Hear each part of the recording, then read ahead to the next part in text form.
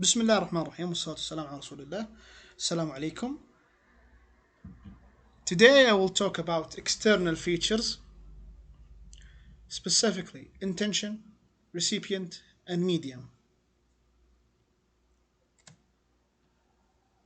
First of all, about the sender's intention. And these are the questions that you may ask yourself. How can we know the sender's intention? Why it's important to know the intention of the sender for the translator in our case? Is it that beneficial to know the intention of the sender in the process of analyzing a text in relation to translation? Are certain genres have certain intentions? Okay. Answering how can we know the sender's intention, I may say that the only one who can give a clear and certain answer about the intention is the sender himself or herself. But that's not enough because we are as receivers, our part is essential in order to know the intention of the text. So first of all, the intention is something hidden and only the sender who can make it apparently clear. So what is the way to know? بتعرف انت مقصد الشخص او نيته من قوله لهذا الشيء او ذكر هذا الشيء في النص محدد. You can do this by analyzing internal features, words, sentences, and phrases. But we're not dealing with this today.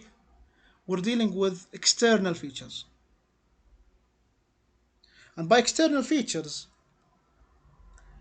we should look at the role of the sender in two separate ways, to the text and to the receiver. To the text, what is her or his relationship in the text? Why he or she in this context specifically, and we will give an example for that. To the receiver, the sender superiority in knowledge that equals the receiver gets manipulated. What did I mean by this?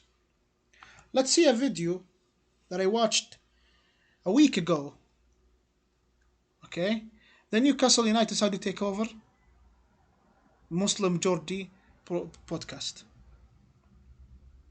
Okay, here we have Roshan, a guest, Steve, British, another guest, Abu Tayyib, the host, Ayaz Malik. Okay, let's listen to this man and see why did he say this specifically in this context.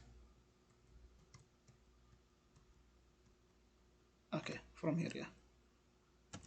Culture, the religion, and when it came to the takeover, I mean, they were just euphoric, weren't they? They was absolutely euphoric that their club is now the richest club in the world and will probably have a shot at the Premier League in 5 years and the Champions League soon after, after years and years in the doldrums.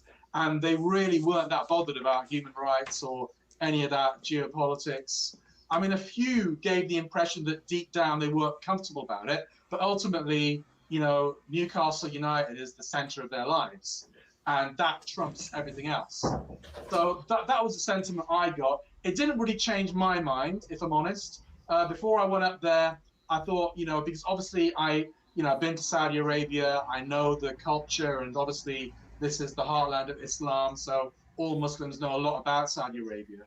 And it ain't the most popular nation state in the Muslim world at the moment for a Well, this is a blatant lie.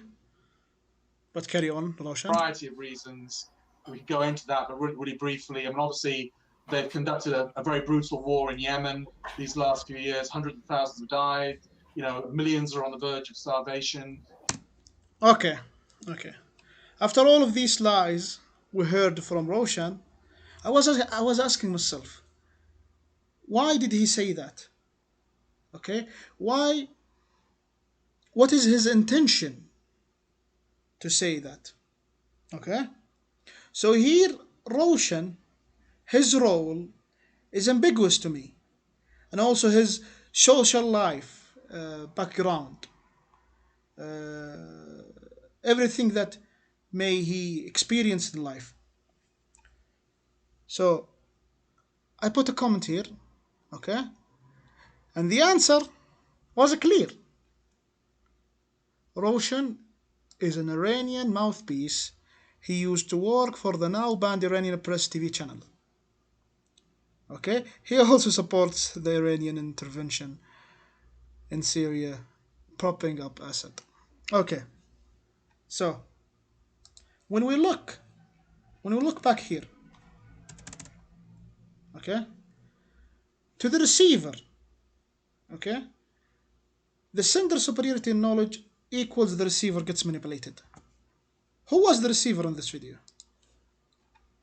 Steve, who's a British citizen living in Newcastle, a supporter for Newcastle United, got manipulated because he didn't know much about Saudi Arabia.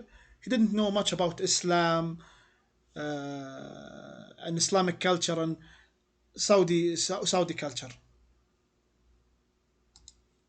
Okay,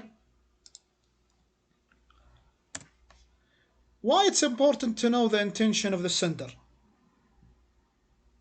for the translator in our case helps the translator a lot to determine the following: the structure of the text regarding content, subject matter, and informative details, the form, use of nonverbals, composition, quotations, and etc.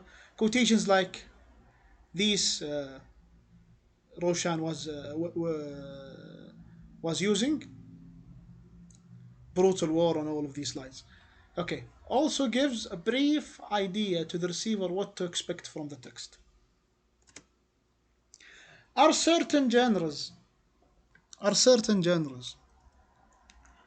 have certain intentions?